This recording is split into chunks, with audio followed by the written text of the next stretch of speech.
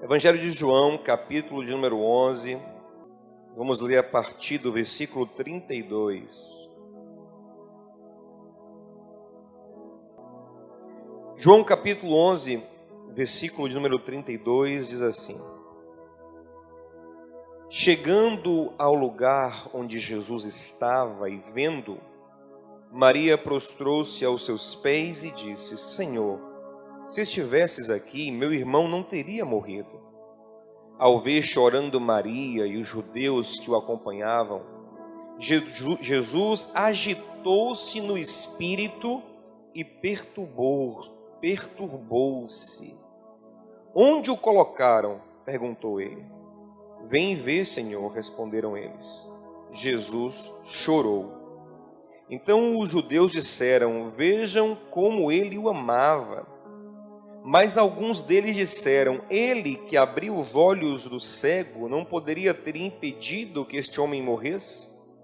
Jesus, outra vez, profundamente comovido, foi até o sepulcro. Era uma gruta com uma pedra colocada à entrada. Tirem a pedra, disse ele. Disse Marta, irmã do morto: Senhor, ele já cheira mal, pois já faz 4 dias. Disse-lhe Jesus: Não falei que se você cresce, veria a glória de Deus? Então tiraram a pedra. Jesus olhou para cima e disse: Pai, eu te agradeço porque me ouviste. Eu sabia que sempre me ouves, mas disse isso por causa do povo que está aqui, para que creia que tu me enviaste.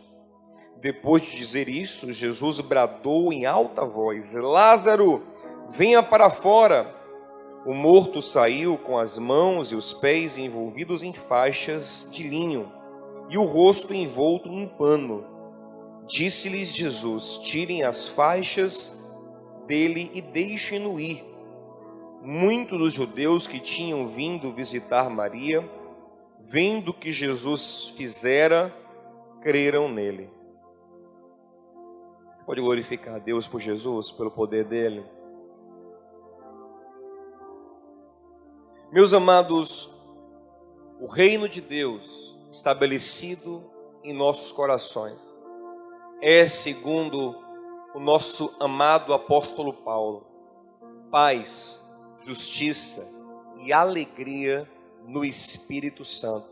Romanos 14, 17. Um tripé de felicidade na alma do homem. Entretanto, para provar desta felicidade, nós temos que ter a mente renovada continuamente por Deus e por sua palavra. Paulo disse que só experimenta a boa, agradável e perfeita vontade de Deus aquele que não se conforma em pensar como o mundo pensa, como as pessoas comuns pensam, mas aquele que se renova, aquele que se transforma pela renovação do seu entendimento. Por favor, me ajude nessa manhã a pregar. Eu sei que nem todo mundo gosta disso, mas é muito didático. Toque em alguém e diga-lhe: não se conforme. Não seja igual a todo mundo. Ouse ser diferente. Amém? Ouse buscar uma renovação da sua forma de pensar segundo a palavra de Deus. E a renovação da mente que eu quero propor nesta manhã é na forma como nós lidamos com a dor, o sofrimento e as tragédias da vida. O mundo reage de uma forma mundana e nós temos que reagir segundo Jesus. Eu quero te falar hoje rapidamente das 4 principais formas modernas de reagir à dor e ao sofrimento. E são formas que só trazem mais infelicidade. Eu quero te mostrar a resposta de Jesus a cada uma dessas formas.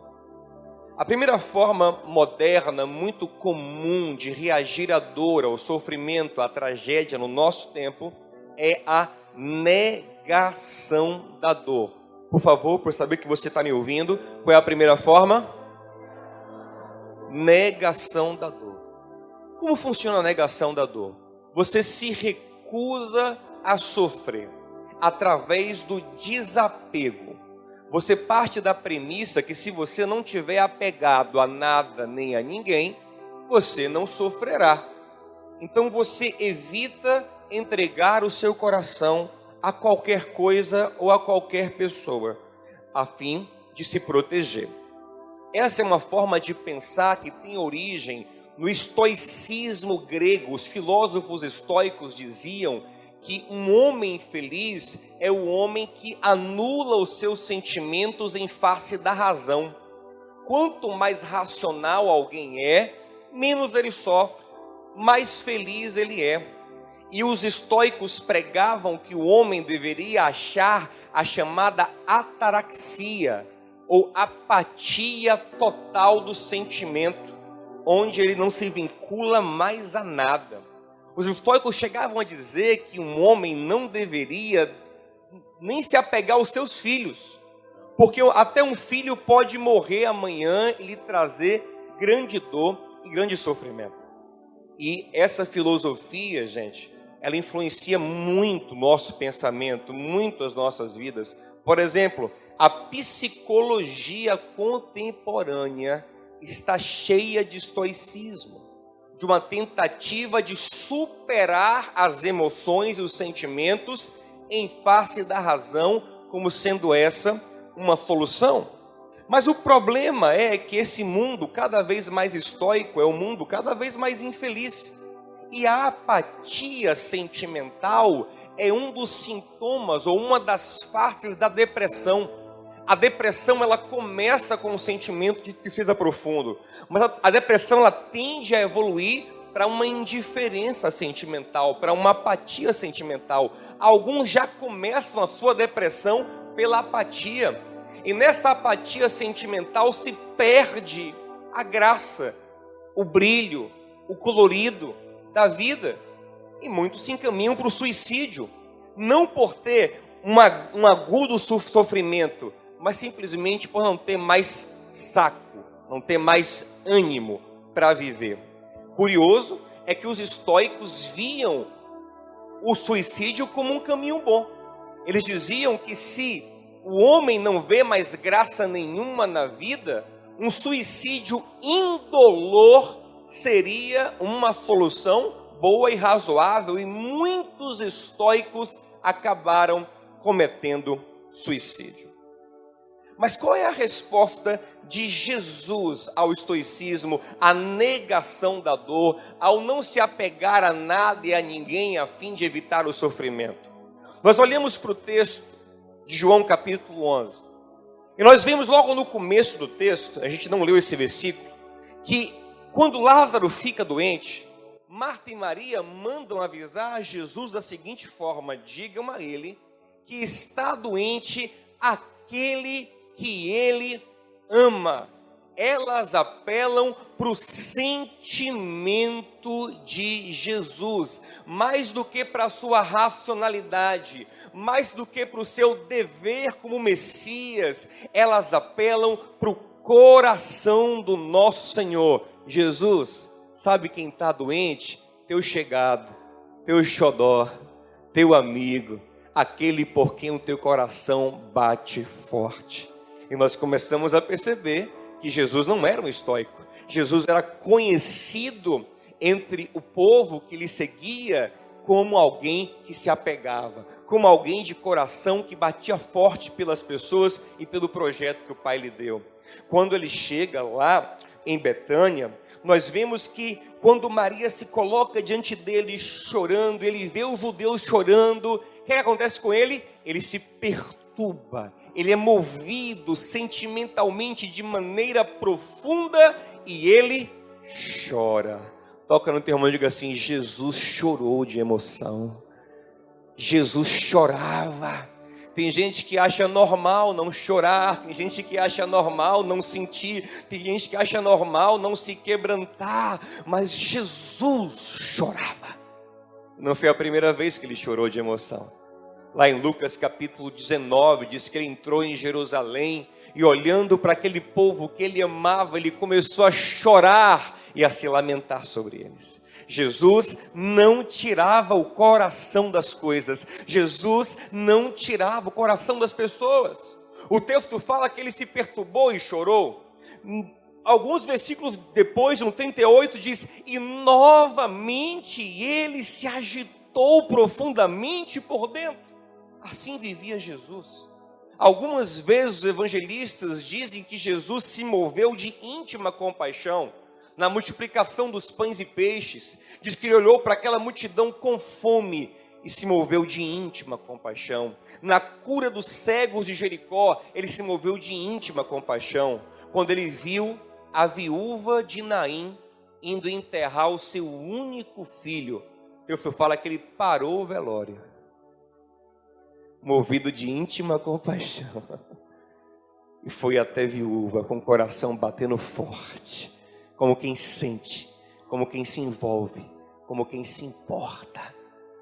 Toca no teu irmão, diga: tirar o coração, negar o sentimento, não é o caminho de Jesus. Sim, Jesus se apaixonou por nós. Hebreus 2:9 diz que a morte de Jesus foi cheia de paixão. A quem corra da paixão, como dizem que o diabo corre da cruz. Bem que o diabo não, acho que ele não corre de cruz, não. Ele corre de quem está cheio do Espírito Santo. Mas a quem corra de se apaixonar por alguma coisa, a quem corra de colocar o coração em alguém, em alguma coisa, por medo de sofrer. Mas Hebreus 2:9 diz que ele se entregou com paixão. Paixão significa sofrimento profundo do amor. Esse é o caminho. Jesus falava de um Deus nas suas parábolas que se movia de íntima compaixão pelos seus discípulos. Ouça isso, meu amado. Essa mentalidade estoica não pode estar em nossos corações. Um dos filósofos modernos mais renomados, um italiano chamado Nicolò Abagnano, ele diz que o estoicismo, junto com o aristotelismo, é a filosofia grega que mais influenciou o pensamento ocidental. A nossa cultura está cheia do não se apegue, não bote a alma, não se apaixone, não se entregue. Mas Jesus lhe diz hoje aqui: se entregue sim, se apaixone sim. Tudo que vier à tua vida, coloque o teu coração. Em 1 Pedro 4:8, Pedro nos manda amar uns aos outros ardentemente. Imagina, eu tenho que olhar para Anderson e amá-lo ardentemente. Aproveitar para dizer que não está solteiro. Eu tenho que olhar para Anderson e amá-lo ardentemente. Isso vai me fazer sofrer. Porque Paulo diz em 1 Coríntios 13:4 que o amor é sofredor. E se eu amo alguém e amo ardentemente, eu vou sofrer. Quando eu mandar o zap que ele visualizar e não me responder, eu estou aqui apaixonado por esse homem. Entenda, como amigo, né, gente? Tem gente que é maldoso. Como irmão, eu estou aqui amando ele profundamente. Eu vou sofrer. Eu vou me chatear, vou me aborrecer. Talvez eu sinta ciúmes da amizade dele, né? Talvez ele fale: pastor, eu vou congregar em outra igreja. Porque eu não sou indiferente. Eu amo ele ardentemente. Colossenses 3:12, Paulo diz que nós temos que ter misericórdias que vêm das nossas entranhas. Aí o texto original seria intestino. Sentimento que mexe com o seu intestino. Quando você sente isso? Por pessoas que você ama profundamente. Mexe com o seu estômago, mexe com o seu intestino, mexe com o que há de mais profundo no seu coração. Então, a mensagem de Jesus é: você não lida com o sofrimento de se desapegando. Não é esse o caminho. O caminho é sim se entregar. O caminho é sim amar profundamente. Então vamos para uma outra forma que os homens modernos lidam com o sofrimento. É uma outra vertente da negação, que é a alienação. A alienação é uma negação para quem não tem um coração tão duro. Como é que funciona a alienação? Eu não quero sofrer também, mas como eu não aguento ver e não sofrer, eu não quero ver. Você entende? Eu não quero saber, não me fale, não quero ver notícias que me entristeçam, não quero saber da realidade cruel do mundo. Não me conte o problema, porque se você me contar eu vou sofrer junto. Sabe, aquela coisa ruim que aconteceu na minha vida, eu não quero nem pensar sobre isso, porque se pensar eu sofro. É uma outra forma de lidar com a dor, uma outra forma de negar, se alienar do problema. E nós vemos isso na vida de quem, por exemplo, se afunda em drogas, se afunda no álcool, mergulha no entretenimento, né? Busca no trabalho exacerbado um escape, um não pensar, um não refletir na dor. E muita gente acha que essa é uma maneira sábia de lidar com a dor. Será que Jesus lidava com a dor assim? Vamos ver. O texto fala que quando a notícia chegou para Jesus, Jesus ficou 2 dias parado e não se moveu. E aqui dá uma impressão de que ele está se alienando, de que ele não quer se envolver com o problema, talvez para não sofrer. Essa impressão é reforçada, porque se você ler o versículo 5, diz assim, João fala assim, Jesus amava Marta, Maria e Lázaro.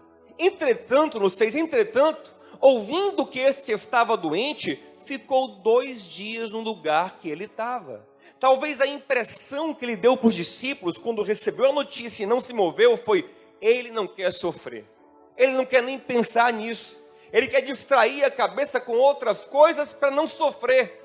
Mas ele mostra que isso não é verdade. Porque 2 dias depois, ele reúne os discípulos e fala, pronto, chegou a hora. Vamos a Betânia, porque Lázaro morreu e eu vou lá resolver o problema. Isso mostra que ele esperou o tempo para o propósito do Pai se cumprir, mas ele ficou 2 dias pensando em Lázaro. Ele em momento algum afastou a sua consciência do problema. Jesus nunca se alienava.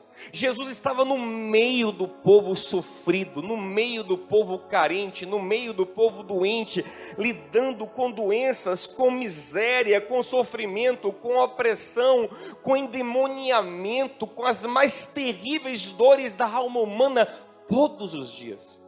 Ele só se afastava para os montes ou se embrenhava no jardim para orar, para recarregar a sua bateria e voltar ainda mais cheio da graça para curar, para restaurar, para renovar e para lidar com a dor do outro. E mesmo quando ele se afastava para se renovar, às vezes o povo achava ele.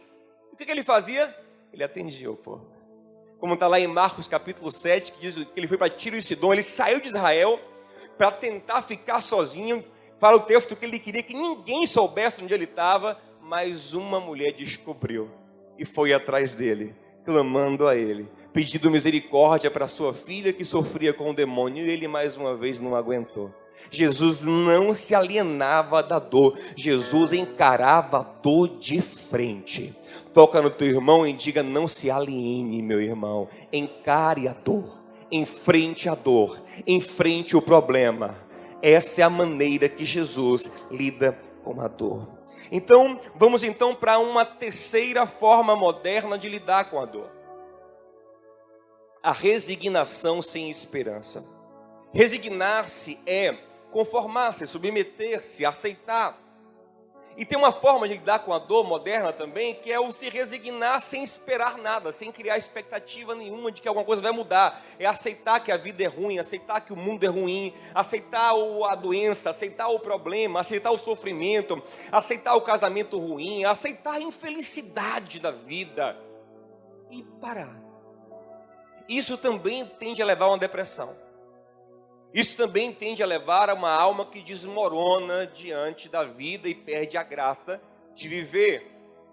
Será que Jesus lidava assim? Ele simplesmente dizia, é o que o Pai quer e acabou, o Pai mandou essa dor e eu vou ter que aceitar. É assim que ele lidava? Não. Jesus, quando cruzou com a dor, com a morte, com a enfermidade, ele sempre a enfrentou. Caso o Pai não quisesse fazer, caso o Pai não quisesse aliviar, como foi o caso da oração que ele fez no Getsemane, ele aceitava, mas ele sempre enfrentou a dor, porque ele sabia que o Pai dele era sensível à sua dor.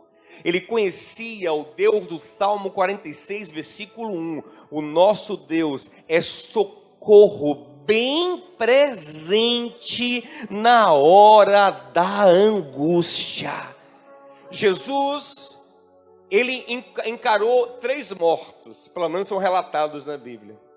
Engraçado que há uma progressão.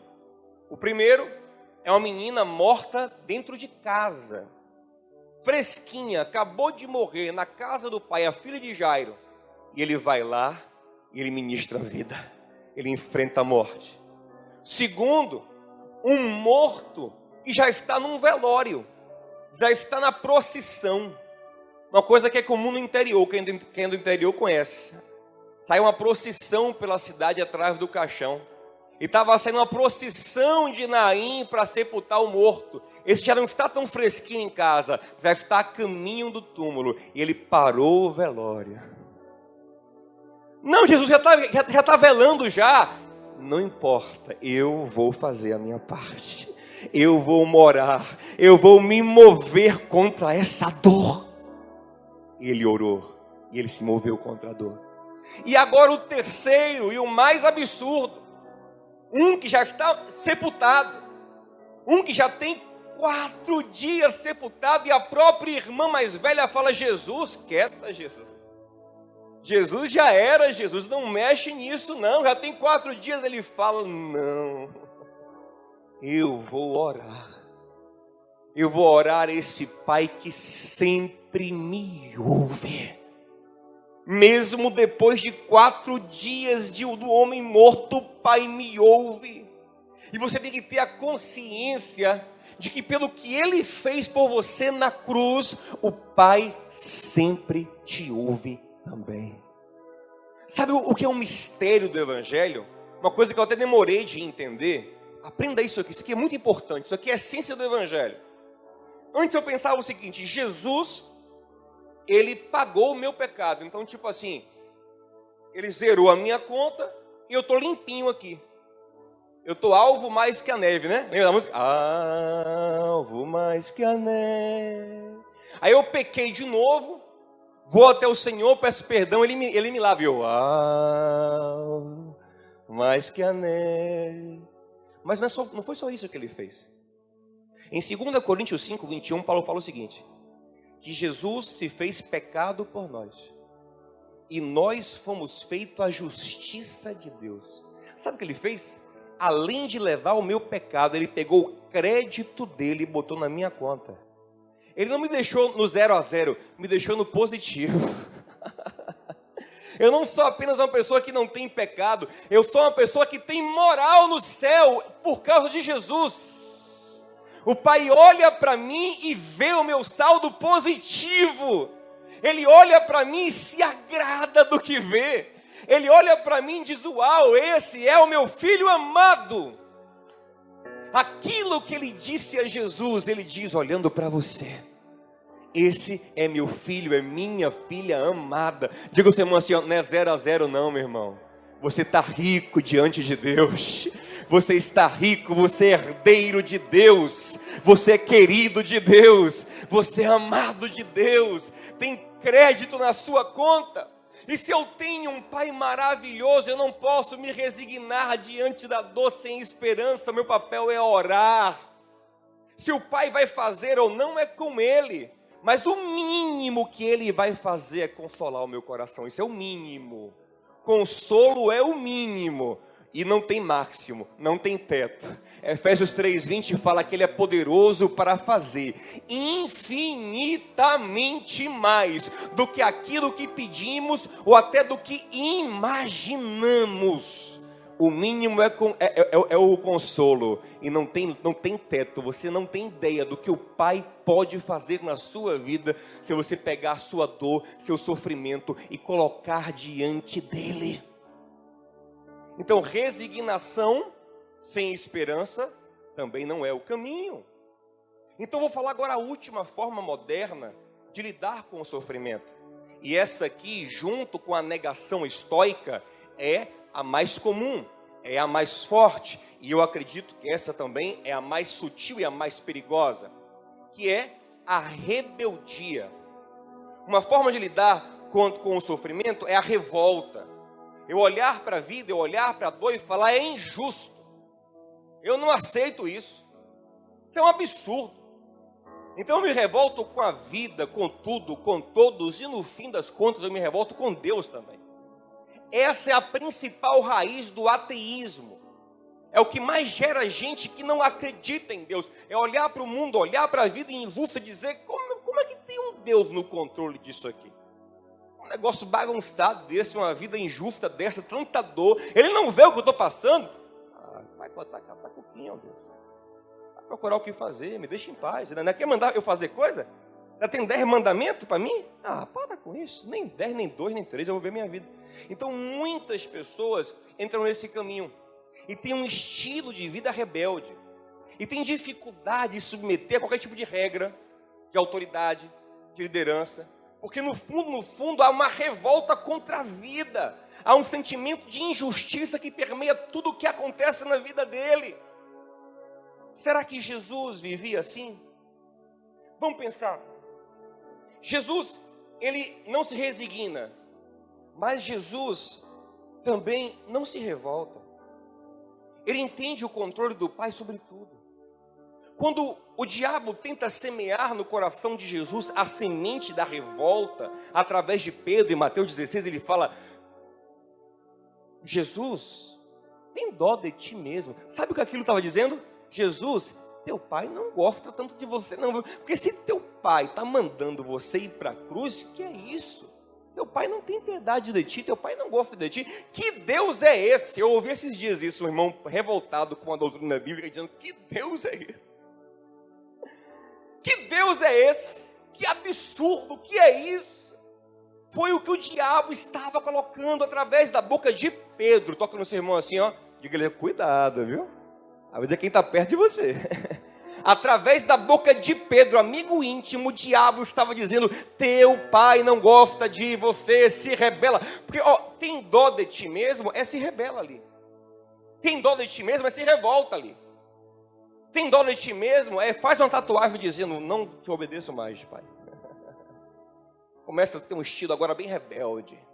Protesta contra os céus. Jesus começa um movimento agora underground de protesto contra os céus. Eu não aceito mais nada, não, mas vai impor nada sobre a minha vida, não. Começa um rock and roll agora pesado.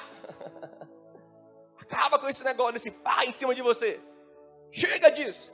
Era o que o diabo estava semeando. Mas qual foi a resposta de Jesus? Olha que coisa profunda. Ele fala assim, para trás de mim, Satanás. Porque você não conhece os pensamentos de Deus. Você pensa na forma humana. A forma humana, como eu falei, é a forma que lida assim, negação, alienação, resignação, rebeldia. Você só conhece a categoria humana. Você não conhece a forma de Deus de pensar. E na forma de Deus de pensar, há um propósito. Na forma de Deus de pensar, há um plano maior. E os nossos pensamentos não alcançam os pensamentos dele. Como os céus são mais altos do que a terra, assim são os caminhos, os pensamentos do Senhor mais altos do que o nosso. Isaías 55, 8 e 9. Então, quando eu entendo, porque na verdade, a rebeldia, de certa forma, é uma não compreensão da coisa. A rebeldia nasce de duas coisas. Primeiro, de não se sentir amado. Segundo, de não entender o que está acontecendo, então eu não me submeto. Eu não sei nem se ele me ama de verdade. Segunda coisa, eu não estou entendendo nada, então eu não me submeto. Eu não aceito, eu protesto. E o Senhor fala, diabo, você não entende, mas meu pai está no controle. Irmão, ainda que você não entenda nada, não se revolte, o pai está no controle. Quem está no controle é o teu pai. Quem está no controle é o teu pai. Quando Jesus estava no Getsemane, que Pedro sacou a espada, João capítulo 18, ele olhou para Pedro e disse, Pedro, guarda a espada, não beberei eu do cálice que meu pai me deu. Pedro, acima dos judeus que estão me perseguindo, acima do Império Romano, quem está no controle de tudo isso é o meu pai. Acima de quem lhe persegue, de quem lhe faz mal, acima da vida injusta, teu pai está no controle. Teu pai, toca no teu irmão, diga, irmão, teu pai está no controle. E ele te ama. Jesus sabia que o Pai o amava e que esse Pai que estava no controle de tudo o amava. Me rebelar porque se o meu Pai que me ama está no controle, eu sei que Ele sabe o melhor para mim. Mas isso acontece quando eu creio profundamente no amor de Deus. Minha filha, ela tende a ser obediente, graças a Deus. Se eu falar uma coisa para ela assim, minha filha, você não pode fazer, ela não faz. E aí ela acha engraçado que às vezes já fiz testes de obediência, já fiz coisas para ver se ela obedecia, ela obedece. E se eu falar assim, minha filha, você não vai assistir isso aqui, pode estar ali, ela não assiste, então ela vai atrás de mim, papai, eu posso assistir isso aqui? Eu posso ir isso aqui? Mas sabe por que eu sei que ela não se rebela? Porque ela tem uma consciência de amor muito profunda no coraçãozinho dela. Ela tem muita convicção de que eu a amo. Então você precisa aceitar essa verdade. Você precisa ouvir a voz do Espírito Santo dizer ao teu coração: a vida pode estar ruim como for, mas quem está no controle te ama. E Ele tem um propósito em tudo que Ele está fazendo. Isso me ajuda, inclusive, a me submeter a homens e a situações na terra que eu acho injustas. Jesus estava sendo julgado injustamente. E quando Pilatos ficou de frente para ele, falou para ele em João 19, você não sabe que eu tenho poder para lhe soltar ou para lhe mandar ser crucificado? E o Senhor falou para ele, você não teria nenhum poder se do alto não lhe fosse dado. Acima de você está o meu Pai. Acima de tudo está o nosso Pai maravilhoso. E por isso que ele não se resigna. Ele luta contra a dor, mas crendo no Pai. É isso que ele faz no Getsemane. Pai, se for a tua vontade, afasta de mim o cálice. Eu quero sair, eu quero evitar esse sofrimento. Não a cruz em si, mas o sofrimento de ficar afastado de Deus. Eu quero, mas se não é a tua vontade, eu confio na tua vontade. Eu confio no que tu queres. Por isso, me submeterei ao Senhor. Vou discernir a tua vontade, vou fazê-la sem revolta, sem rebeldia. Não, porque eu acredito que o Pai está no controle. Ele colhe as tuas lágrimas, Ele vê o teu sofrimento, Ele vê a tua dor, e na hora certa Ele traz consolo, Ele traz resposta, Ele traz alívio, Ele traz cura, porque o Pai está no controle. Você não sofre sem o Pai estar no controle. Então não tinha revolta, e não tinha rebeldia. Então, pastor, Jesus, Ele não nega, Ele se apega, Ele não se aliena, Ele se envolve. Ele não se resigna, Ele enfrenta a dor. Ele não se rebela, Ele se sujeita ao Pai buscando discernir o propósito. O que é que eu tenho que fazer? Isso. Viver exatamente como Jesus. Coração apaixonado pela vida. Pode ter um diga assim, ó, tenha medo não, se apaixone pela vida. Se apaixona pela vida.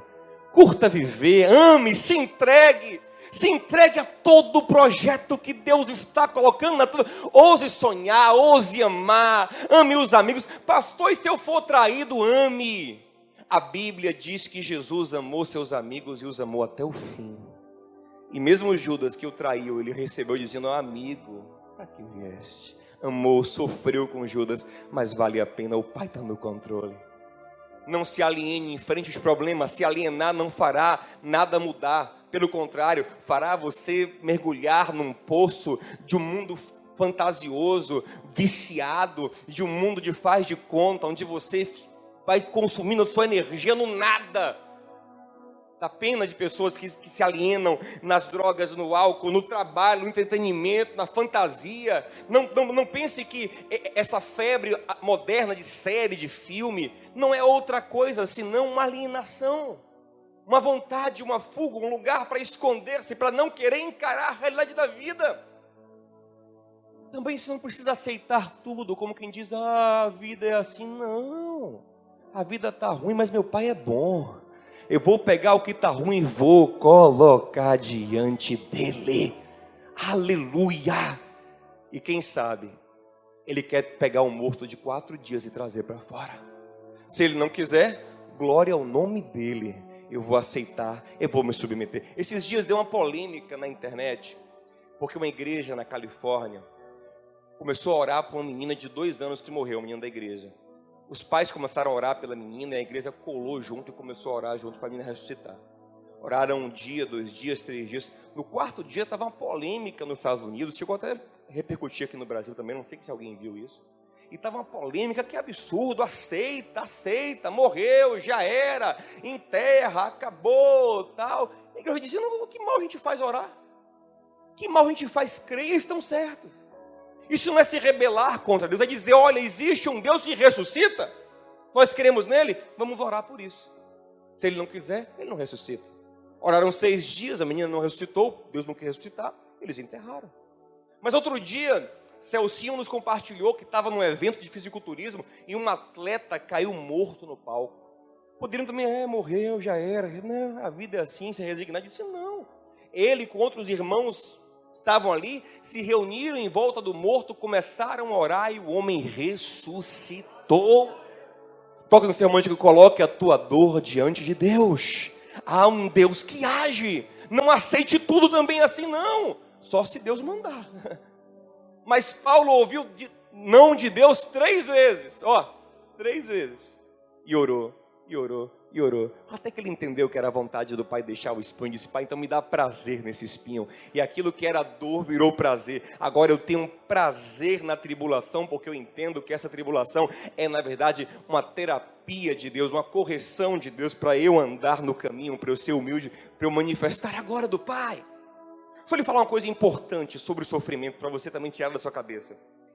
Nunca, se você é um filho de Deus, nunca pense que o sofrimento na sua vida é Deus descarregando a ira sobre você. Isso não existe. Ouça isso. Isso não existe. Isso é antibíblico. Deus não descarrega a ira dele sobre filho. Isso não existe. Deus descarregou a ira dele sobre o filho. O que Deus faz conosco é Hebreus 12:6. Ele corrige aquele que ele ama. É correção por amor. E você tem que gostar. Ai, papai, doeu. Mas... Sabe aquela surra da seu pai e da sua mãe que você conta com alegria? Quando você fica mais velho? Mãinha me dava uma surra. Painho, quando eu aprontava, me pegava, me castigava. Porque você sabe que é por amor. Mas tem gente que conta o que o pai fez traumatizado. Meu pai era um louco. Me agredia, ele tinha raiva de mim.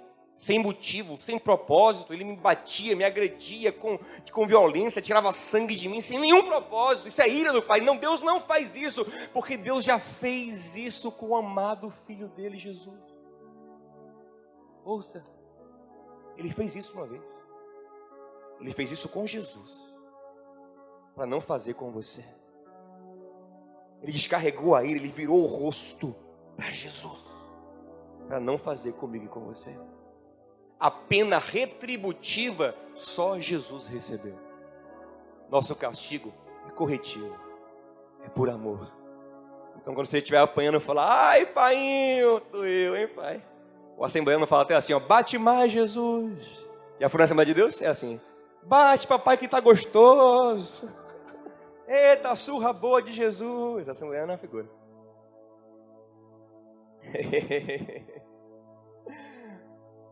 Meu amado, ouça uma coisa. Para a gente encerrar aqui. Se você tivesse hoje que aconselhar alguns homens da Bíblia, como por exemplo Jó, Daniel, José, homens que sofreram, Davi, você está vendo ali José jogado no poço pelos irmãos. Depois José indo para a cadeia injustamente. Está vendo Jó no auge da sua dor. Daniel jogado injustamente na cova dos leões. Ou Davi fugindo das perseguições injustas de Saul. Como é que você aconselharia ele? Talvez se ele fosse hoje num dos psicólogos modernos, dá uma batidinha nos psicólogos. Alguém dissesse a ele, que nada, Jó, não se apegue à vida. Não. Jó, sabe qual é a mãe de você não sofrer? Não se apegue mais a nada. Negação, estoicismo. Psicologia moderna está cheia disso. Não se apegue mais a filho, não se apegue mais a nada. Evite a dor. Você falaria isso para ele? Não, você aprendeu hoje aqui que esse não é o caminho. O caminho é entregar o coração, sim, é se envolver. Você aprendeu que o caminho não é esse. Você diria para eles assim, olha Jó, José, Davi, esqueçam isso. Nem lembrem mais da dor. Inclusive José tentou fazer isso. A Bíblia diz que José tentou esquecer, se alienar da família. Teve um filho que ele chamou de Manassés, que é Deus me fez esquecer. Mas no fundo não esqueceu nada. Quando encontrou a família de novo, os irmãos de novo, chorou feito criança. Urrava de tanto chorar. Porque na verdade você pensa que esqueceu, mas não esqueceu. Você só enterrou no fundo do seu subconsciente. Você diria isso para eles? Esqueça. Você não diria isso para eles. Você diria isso para eles, olha, José, Davi, Daniel, aceitem. A vida é isso mesmo. A vida é sofrimento, a vida é dor, a vida é angústia, a vida é uma prova. Aceite. Não, você não diria isso para eles também. Porque você aprendeu aqui que a gente tem que orar e clamar a um Deus que nos tira do buraco, que nos socorre, que é socorro bem presente na angústia. Ou você diria para eles, olha Jó, José, Davi, isso que Deus está fazendo com vocês é uma crocodilagem, viu? Rapaz, eu não aceitava não, velho. Foi o que a mulher de Jó tentou colocar no coração dele, não foi? Você ainda está fiel a Deus? Você ainda adora esse Deus? Ainda guarda a sua integridade? Ah, Jó, para com isso. Dá na cara desse Deus. Amaldiçoa teu Deus e semente de Satanás. O que Satanás mais gosta é isso aqui. Foi o que ele fez com o Altíssimo. Tentou semear no coração de Jesus. Apostou com Deus que Jó faria isso. E tentou semear através da mulher de Jó a rebeldia no coração de Jó. Se revolta, Jó! Se revolta, Daniel! Davi, você é um menino tão fiel e fica esse rei Saul querendo lhe matar? Se revolta, mata Saul de volta, enfrenta Saul, corta a cabeça dele. Você diria isso a eles? Sabe por que você não diria isso a eles? Porque você está lendo a Bíblia. Você já conhece a história. E você diria a cada um deles, ei, Jó, Daniel, Davi, José, fiquem tranquilos, Deus está no controle. Fiquem tranquilos, Deus tem um propósito no seu sofrimento. Deus está trabalhando. E o fim da história será de glória ao nome do Senhor na sua vida. E vocês vão inspirar outros, vão abençoar outros. Fiquem firmes, porque Deus está no controle. Quem diria isso a eles? Todos nós. Mas sabe por quê? Porque nós estamos vendo já a história no começo, meio e fim. É fácil. Mas você não. Você está no meio da sua própria história. Você está no meio da sua própria história. Então cabe a você, eu vou dizer a você mesmo, eu não conheço o futuro, mas o Deus da Bíblia é o mesmo Deus de hoje. Jesus Cristo é o mesmo ontem, hoje, eternamente. E toda dor, toda angústia tem nele um propósito, tem nele um fim. Ele está trabalhando para o meu bem. E nunca deixe nada disso afetar a consciência do amor. O capítulo 8 de Romanos talvez seja o meu capítulo preferido da Bíblia. Porque Paulo fala muito sobre a consciência do amor. Isso foi tão profundo. O capítulo 8 é demais. Eu poderia pregar muitas mensagens. Só eu não, qualquer pregador. Só no capítulo 8, porque ele é demais. Ele fala muita coisa linda. Dentre as coisas, Paulo fala assim, nada pode nos separar do amor de Deus que está em Jesus.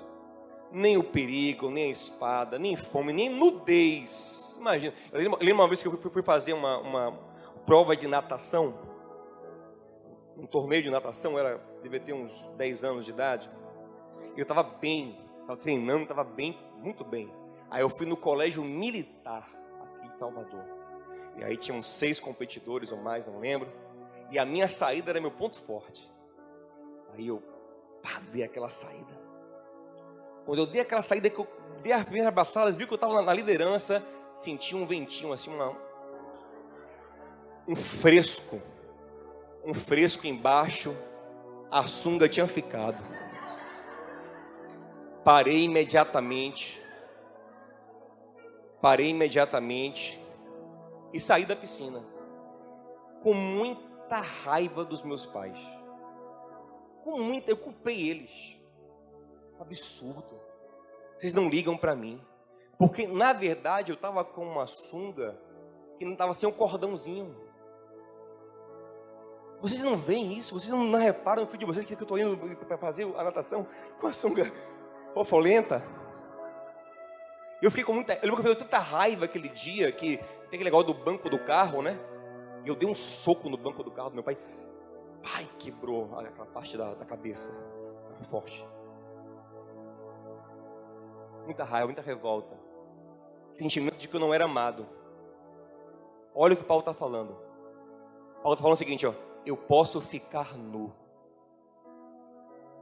mas eu tenho convicção do amor do Pai por mim. Aleluia.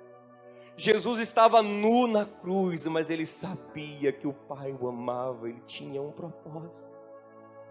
Nem anjo, nem demônio, principado ou potestade, ou presente, ou passado, futuro, nada pode nos separar do amor de Deus. Eu posso sofrer qualquer coisa com a consciência profunda de que Ele me ama. É o mesmo texto onde Paulo diz: sabemos, experimentamos que todas as coisas, Deus age em todas as coisas. É nesse contexto de sofrimento, de dor, de angústia, Ele age em todas as coisas para o bem daqueles que o amam, para o bem dos seus filhos, para que os bons propósitos dele se realizem na minha e na sua vida. E lidando com a dor assim, você vai receber a paz, a justiça de Deus no seu coração. Vai saber que há justiça sim, em Deus há justiça sim. O mundo pode ser injusto, mas Deus é justo. E vai receber a alegria no Espírito Santo, profunda dentro de você. Vamos orar. Eu quero que você comece a orar. Se você identificou que você tem uma ou mais formas de pensar erradas que eu falei aqui, a negação, a alienação, a resignação sem esperança ou a revolta, peça ao Senhor que te mude agora. Diga: Senhor, eu quero pensar segundo Jesus. Eu quero enfrentar a dor como Jesus enfrenta. Eu quero ver na dor um propósito. Eu quero ver na dor, clareia a minha mente para eu entender o teu propósito. Porque quando eu entendo o propósito, eu coopero com o propósito. Eu alivio a dor. Quando Paulo entendeu o propósito do espinho, ele passou a cooperar com o propósito. Então a dor era aliviada. Peça ao Pai, porque Ele tem um propósito na sua dor. Ele tem um propósito no que você está fazendo, vivendo. Tem ciúme de mim,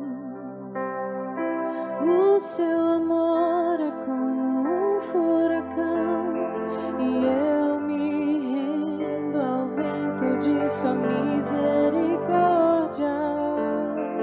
Aleluia. Então de repente não vejo mais minhas aflições, eu só vejo a glória, o objetivo e dele. percebo quão maravilhoso Ele é e o tanto que Ele me quer. Cante isso com fé. Oh, Ele me amou. Oh, Ele me ama.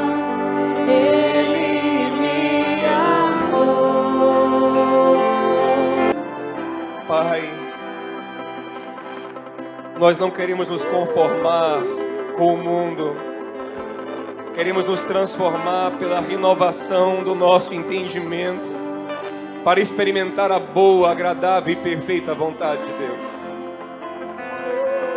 Pai, o mundo moderno tenta não se apegar para negar a dor, mas nós queremos ser como teu filho, que não teve medo de amar. Tira do nosso coração o medo de amar. Nós vamos amar sim, vamos nos entregar sim, vamos apaixonar sim, vamos amar ardentemente. O amor é sofredor e vamos sofrer por isso, mas vamos também viver as alegrias do amor. Pai, a gente não vai se alienar, Nem mesmo a religião vai nos alienar, Pai. Nos ajuda. Não podemos ter uma espiritualidade alienante, não. Mas o que recebemos de Ti, temos que colocar em prática, em face da dor. Nos ajuda, Pai, a sair da alienação, das drogas, do vício, em filmes, em séries, em trabalho, em qualquer coisa que usemos para nos alienar da realidade. Que nós encaremos o problema, encaremos as dores de frente, como Jesus fazia. Pai, eu também te peço que ninguém desabe resignado, sem esperança, mas que saibam que o Pai que sempre ouvia Jesus, mesmo diante de um morto de 4 dias, é o Pai que sempre nos ouve.